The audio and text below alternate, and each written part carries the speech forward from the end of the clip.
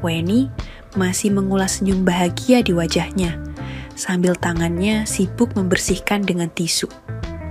Diperhatikannya helai tisu di tangannya.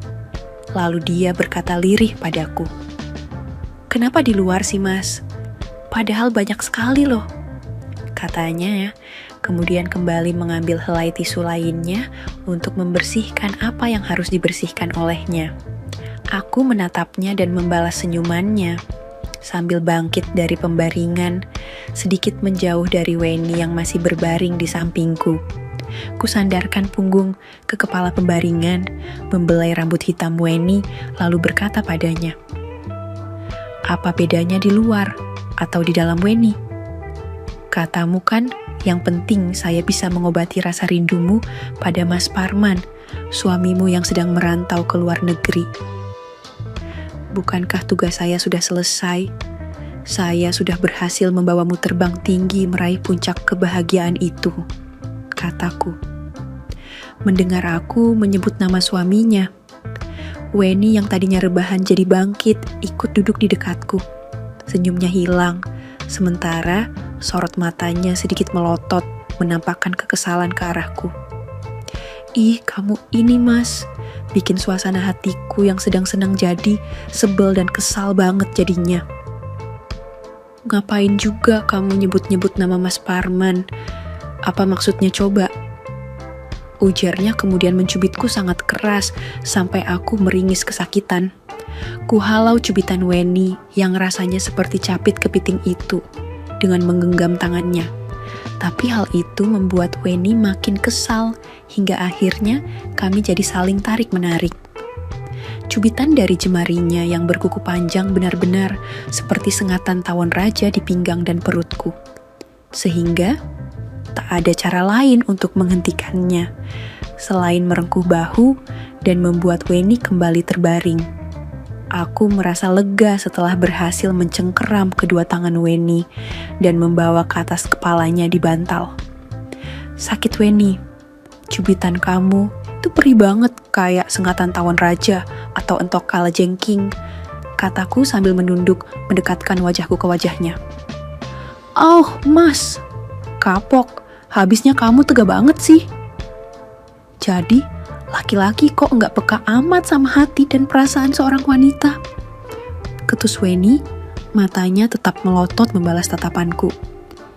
"Ya maaf Weni adikku, saya sebagai kakakmu kan nggak akan tahu tentang hati dan perasaan kamu kalau kamu nggak pernah bilang ke saya," balasku. Mendengar ucapanku, Weni jadi makin sewot, walau tangannya sudah terkunci dan tak bisa lagi menghujani diriku dengan cubitannya. "Tuh kamu emang laki yang enggak peka deh, Mas. Apa yang barusan kita lewati tadi enggak berarti apa-apa bagimu. Apa yang sudah adikmu berikan itu tidak bermakna sama sekali buatmu, Mas, kakakku yang selalu bikin sebel dan kesal. Apa kamu enggak bisa merasakan getaran perasaanku, Mas? Dan apa kamu pikir aku ini wanita murahan yang hanya ingin meraih kebahagiaan semu seperti itu tanpa menyertakan segenap perasaanku? Aku sayang padamu, Mas, bukan sekedar sebagai adik dan kakak." Weni mengatakan itu, lalu sebuah senyuman malu-malu melintas di raut wajahnya, seiring matanya yang tadinya melotot berangsur sayu dan nyaris terpejam. Mendengar semua pengakuan Weni, jantungku kembali berdebar tak menentu.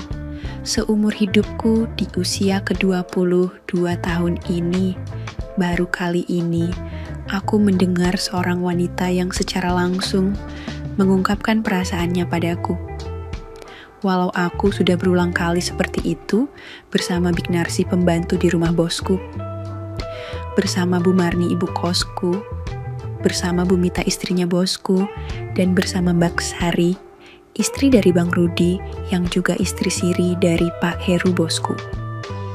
Meski deretan nama itu sudah pernah kuantar terbang tinggi dan meraih puncak harapan yang mereka impikan, namun tak satu pun pernah mengungkapkan sebuah kata tentang perasaan mereka terhadapku. Kata sayang dan cinta yang diucapkan Weni seperti menampar kesadaranku. Pagi itu, di hari ke-7, Weni tiba di kota ini dan tinggal di rumah kontrakanku. Aku merasakan semuanya berubah dalam hidupku. Ih, ngelamun lagi kan? Kamu emang nyebelin, Mas. Udah sudah jam 6. Katanya kamu mau nganterin bos kamu ke bandara pagi ini. Ujar Weni membuat lamunanku buyar. Iya Wen, saya mandi dulu kalau begitu. Takutnya malah kesiangan nganterin bos saya, kataku. Namun, saat hendak beranjak bangkit ke kamar mandi, Weni menahan tanganku dan bertanya dengan nada suara yang manja menggoda. Beneran kamu mau langsung berangkat kerja? Apa enggak mau sekali lagi kakakku? Mumpung adikmu masih ingin berbincang denganmu, bisiknya. Ya, namanya juga masih pagi, dan kulihat Weni sangat cantik sekali pagi itu. Kuputuskan, nanti saja aku siap-siap bekerja jam 7. Karena Pak Heru bosku pun berangkat ke bandaranya jam 8. Dalam hati aku berkata, ya lumayan deh, masih ada 1 jam lagi buat berbincang pagi sekali lagi dengan Weni. Hehehe. Sebelum melanjutkan ceritanya, kusampaikan dahulu bahwa kisah kali ini merupakan seri ke-11 ya kawan. Sehingga ada baiknya kawan semua menyimak juga kisah sebelumnya di seri pertama sampai ke-10. Supaya bisa nyambung dan memahami keseluruhan jalan ceritanya dan tidak sampai gagal paham. Kuucapkan terima kasih untuk kawan semua yang tetap setia mendengarkan kisah hidupku di channel Mak Yem. Dan mohon maaf jika masih banyak kekurangan dalam menuturkan ceritanya. Sekarang, mari kita lanjutkan bersama ceritaku. Begini nih kisah selengkapnya. Seminggu setelah pulang kampung dan kembali lagi ke kota ini, aku sudah aktif bekerja seperti biasa di kantor bosku. Akan tetapi, aku belum berhasil menunaikan janjiku kepada Weni, istri dari Mas Suparman, keponakan jauh dari ibuku. Sebab ternyata ketika aku mengajak Weni ke rumah Bu Marni, ibu kosku, kulihat Mbok Darmi, pembantu rumah tangganya, sudah kembali bekerja di rumah ibu kosku. Sehingga aku urungkan saja niatku yang tadinya ingin bilang pada Bu Marni agar Weni bisa bekerja di rumahnya untuk menggantikan Mbok Darmi. Saat itu, aku hanya bilang ke ibu kosku kalau Weni adalah adikku dari kampung yang ingin mencari kerja di kota. Ku bilang pada Bu Marni, ini Weni adik saya Bu, selama dia mencari pekerjaan di kota ini, saya mau minta izin ke ibu. Weni akan tinggal bersama saya di rumah kontrakan saya Bu, kataku ketika memperkenalkan Weni di rumah Bu Marni. Bu Marni menjawab, oh iya Wan, tapi ini adik kandung kamu kan Wan? Dan apakah adikmu ini sudah menikah atau belum Wan? Tanya Bu Marni sembari menatap Weni dari ujung kepala sampai ujung kaki. Aku hendak menjawab pertanyaan Bu Marni, akan tetapi saat itu Weni duluan menjelaskan. Iya Bu, saya adik kandungnya Mas Wawan dan saya belum pernah menikah Bu. Masa iya kakak saya masih jomblo, terus saya sebagai adiknya berani melangkahi kakak saya? Kata Weni sambil tersenyum ramah pada Bu Marni. Bu Marni membalas senyuman Weni, lalu berkata, oh iya Nduk, ibu tahu kok pantesan wajah kalian mirip, kakaknya gagah dan tampan sedangkan adiknya cantik rupawan. Maaf loh Nduk, ibu terpaksa menanyakan, soalnya ibu khawatir kalau kalian bukan saudara, nanti ibu juga yang repot ditanya-tanya sama kepala lingkungan. Karena ibu yang punya rumah kontrakan, lagi pula ibu masih khawatir kalau kejadiannya seperti Bik Narsih, yang dulu juga ngaku sebagai bibiknya Wawan dari kampung. Tapi ternyata malah pembantu di rumah bosnya, kata Bu Marni sambil menoleh ke arahku dan melemparkan sebuah senyuman penuh misteri. Saat itu, aku dan Weni menjawab dengan kompak dan hampir bersamaan. Kita saudara kandung, Bu. Jantungku serasa mau copot karena Bu Marni sudah terlanjur keceplosan bercerita tentang Bik Narsih, pembantu rumah tangga di rumah bosku. Aku khawatir Weni jadi mengetahui masalah itu dan akhirnya menceritakan pada ibuku, wanita paling mulia dan paling kuhormati dalam kehidupanku. Untung saja saat itu, Mbok Darmi datang membawakan minuman suguhan untuk kamu di ruang depan rumah ibu kosku. Ayo, silahkan diminum. Dulu toh teh hangatnya Mas Wawan. Gimana kalian pasti capek yo, naik bis seharian dari kampung ke kota kemarin, kata Mbok Darmi. Kehadiran Mbok Darmi menjadi penyelamat bagiku, karena pembicaraan tentang Big Narsi jadi teralihkan ke obrolan bersama Mbok Darmi. Dalam hatiku berkata, luar biasa Mbok Darmi bisa mengalihkan isu yang sedang aku khawatirkan. Isu soal Binarsi langsung lenyap bagaikan berita tentang pagar laut yang sebentar saja viralnya dan beralih berganti dengan berita penahanan seorang politisi kawakan. Juga berita tentang penggeledahan rumah mantan pejabat oleh KPK. Hehehe. Pembicaraan kami di rumah ibu kosku akhirnya berganti dengan cerita Mbok Darmi selama dia izin mudik sebulan lamanya. Dan cerita tentang perasaan Weni yang baru kali ini bisa melihat keindahan gemerlap kota ini. Akhirnya, dengan mengaku sebagai saudara kandung, aku pun diizinkan membawa Weni tinggal bersamaku di rumah kontrakan.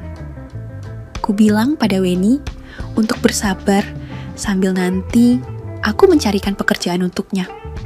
Dan Weni mengatakan gak masalah kalau memang belum dapat kerjaan. Lagi pula, dia juga sadar akan sulit mencari pekerjaan di kota karena dirinya memang gak tamat SMA. Weni pun tinggal di rumah kontrakanku. Dan sejak saat itu, hidupku jadi sangat teratur karena ada yang mengurus rumah. Ada yang memasak untukku, membersihkan rumah, dan mencuci pakaianku. Di malam ketiga Weni berada di kota ini, Mas Parman, suaminya yang menjadi TKI di Malaysia, menelepon Weni untuk menanyakan kabarnya. Saat itu sudah jam 10 malam, dan aku baru saja pulang setelah seharian mengantarkan bosku, karena ada rapat perusahaan di luar kota. Aku gak tahu kalau saat itu, Weni sedang teleponan sama suaminya. Sehingga pas aku masuk ke rumah kontrakan, aku jadi kaget sendiri melihat Weni yang sedang teleponan sama suaminya. Tapi aku hanya bisa terpaku dan tak berani bersuara, karena Weni memberi kode agar aku diam saja. Akhirnya, aku duduk saja di matras lantai kamarku, membiarkan Weni melanjutkan teleponnya sama Mas Parman. Dalam hatiku bilang, ya, maklumin aja lah, namanya juga suami istri sudah lama berjauhan dan gak bisa ketemu. Wajar saja kalau mereka menumpahkan rasa rindu lewat telepon. Lagian, kalau pakai video call, kan rasanya jadi deket karena mereka bisa saling memandang dan juga saling-saling yang lain-lainnya, seperti itu pun bisa saling. Lewat telepon juga nggak masalah, yang penting bisa mengobati rasa rindu. Hehehe. Waktu itu, ku dengar Weni mengaku sudah mendapat pekerjaan di kota sebagai pembantu rumah tangga. Dan Mas Parman senang kalau istrinya sudah mulai bekerja. Kata Weni pada suaminya, majikanku wanita sudah nenek-nenek kok mas, orangnya juga baik banget. Dan ini pun aku dikasih kamar yang lumayan empuk kasurnya. Mulai sekarang kamu nggak usah terlalu khawatir mikirin aku deh mas, karena aku akan baik-baik saja selama di kota, ujar Weni. Lalu Mas Parman ku dengar menjawab, ya Weni, maafkan aku ya, selama 2 tahun kita menikah, aku hanya membuat dirimu susah. Aku menyesal sudah terjerumus dalam kehidupan berfoya-foya, suka mabuk dan main perempuan, sampai akhirnya rumah tangga kita berantakan. Dan aku harus meninggalkan kamu menjadi TKI selama 3 tahun di negeri jiran ini, Weni, balas Mas Parman. Ya, lumayan lama mereka berbincang lewat telepon, saling curhat tentang keadaan masing-masing. Sementara aku bengong saja melihat dan mendengar obrolan Weni. Kayak Jadi obat nyamuk malam itu duduk di matras lantai, sementara Weni seperti itu di pembaringan. Perbincangan Weni dan Mas Parman akhirnya membuat pikiranku teringat akan Bumita, istri bosku. Sore tadi pas aku menjemputnya di kantor dinasnya, Bumita bilang padaku, kalau minggu depan pasti dia dan Pak Heru bosku hanya bisa berbincang lewat telepon karena Pak Heru akan berangkat ke Jakarta lagi. Dan kali ini bakalan lama karena bosku mau sekalian ke Singapura ngurusin bisnisnya. Bumita juga bilang ke aku kalau kapan-kapan dia kepingin jalan-jalan lagi ke villa di destinasi pegunungan yang pernah kami singgahi. Pas lagi asik membayangkan, Bumita, Weni ternyata sudah selesai teleponan sama suaminya dan memanggilku. Maaf ya mas, aku terpaksa berbohong sama Mas Parman suamiku kalau aku sudah dapat kerja dan tinggal di rumah majikanku, ujar Weni.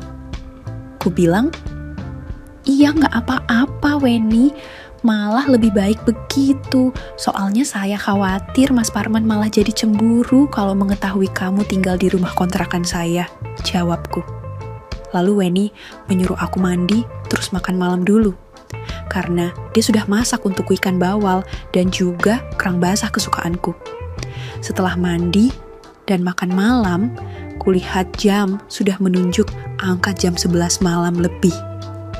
Saat itu, Weni tetap tak mengizinkanku tidur di matras lantai dan memintaku bersamanya di pembaringan.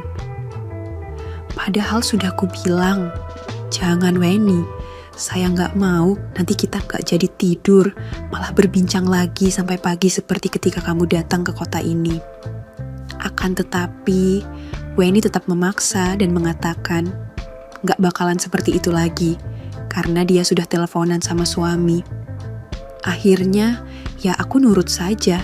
Dan ternyata memang benar sudah jam segitu, Weni ternyata sudah ngantuk juga. Jadi malam itu, aman deh. Gak ada perbincangan sampai pagi. Paling juga saat terlelap kami gak sadar kalau memeluk satu guling yang sama. Hehehe. Sejak awal bertemu Weni di kampung halaman dan ibuku menyuruhku mengajaknya ke kota, aku sebenarnya sudah sangat khawatir jika hal seperti itu pasti akan terjadi. Aku pasti mengulangi kesalahanku seperti yang terjadi bersama Big Narsi, Bu Marni, Bumita, dan juga Mbak Sari.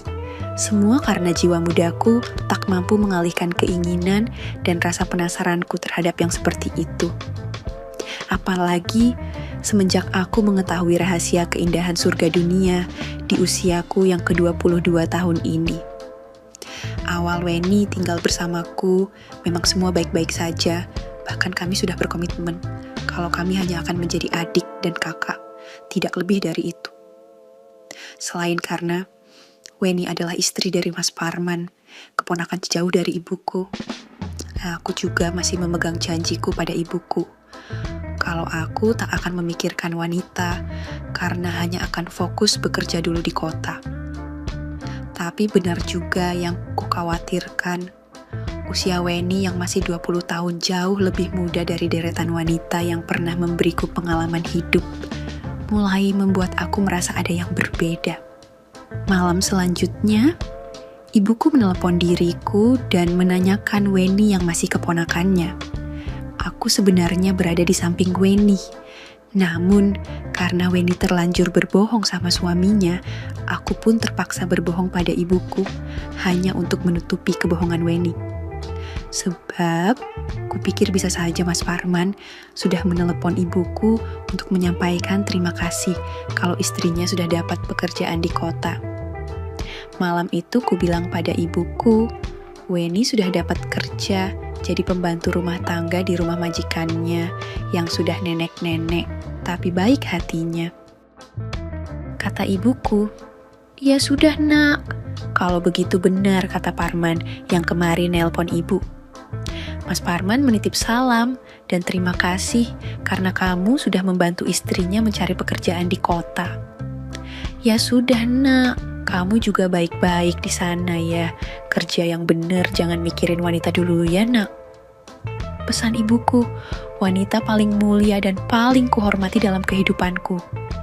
Dan saat itulah, setelah aku menutup telepon dari ibuku, Weni yang ada di sampingku langsung saja memeluk diriku. Weni berkali-kali bilang, "Terima kasih padaku." Dia juga mengungkapkan rasa harunya karena aku berkorban dan rela membohongi ibuku hanya untuk menutupi kebohongan Weni pada suaminya. Genap seminggu, Weni tinggal bersama diriku di rumah kontrakanku. Semuanya pun mulai berubah di antara kami. Entah setan apa yang merasuki akal sehatku malam itu, aku mulai membalas pelukan Weni, dan kami mulai larut ke dalam perbincangan yang lebih mendalam malam itu. Aku sebenarnya sudah berusaha menyadarkan diri sendiri untuk tidak memasuki perbincangan inti yang seperti itu. Akan tetapi, Weni memang berbeda. Dia bukan saja menjadi jelmaan Big Narsi di usia muda, akan tetapi Weni juga bisa menjelma menjadi Bumita, Bumarni, dan Baksari sekaligus. Masih terngiang di telingaku ketika Weni berbisik lirih. "Aku tahu apa yang sudah pernah kamu lakukan bersama wanita bernama Big Narsi. Itu di kamar ini, Mas." "Aku tahu semua dari ibu kos kamu. Jadi, untuk apa kamu menghindari aku sekarang, Mas? Bukankah lebih baik kita teruskan saja perbincangan ini? Anggap saja aku Big Narsi, Mas, yang selalu ingin berbincang akrab denganmu malam ini," kata Weni sambil menatapku penuh harapan. Aku jawab, "Ya Weni, saya juga ingin sekali berbincang seperti ini dengan kamu, tapi apakah hal ini tidak akan melukai perasaan Mas Parman suamimu?" Weni membalasku, "Ah, Mas, untuk apa kamu mikirin perasaan suamiku, sementara Mas Parman tak pernah sedikit pun memikirkan perasaanku sebagai istrinya.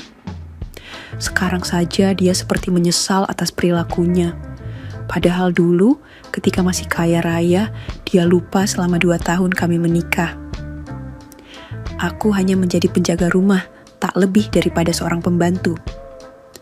Aku dan Weni terus berdebat dan beradu argumentasi malam itu. Aku mencoba bertahan untuk tidak larut dan terbawa emosi Weni. Sementara Weni pun tetap bertahan ingin menarikku memasuki alam pikirannya yang sudah terlanjur kecewa pada suaminya. Sementara kami melanjutkan perdebatan itu, tanpa sadar kami sudah memulai perbincangan inti yang seharusnya bisa kamu hindari. Aku hanya bisa berkata, "Maafkan saya, Weni. Saya tidak seharusnya seperti ini terhadapmu."